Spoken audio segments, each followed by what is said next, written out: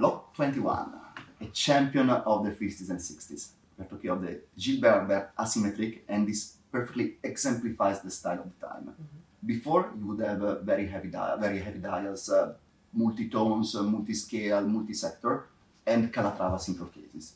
Then, in the 50s, and it will blossom back in the 60s and the 70s, it started to change. The dial becomes more clean, and the case becomes more architectural, as you can see. This specific one was designed by Gilbert, which is really one of the greatest minds behind this kind of design in the 50s and 60s. And you can see how he played a lot with the case architecture, which was his trademark. Other watches that are very famous from him are the Pebble. You can imagine the pocket watch with all the chiseled case, and all these very unusual and constructed designs. Then the trend will run its course through the 70s and the 80s. With the quartz crisis, people will not look too much about these watches. Yeah. And when watchmaking will restart in the 90s, there will be back to complication and architectural dials and relatively simple cases. So this is really a unicum in the history of Patek.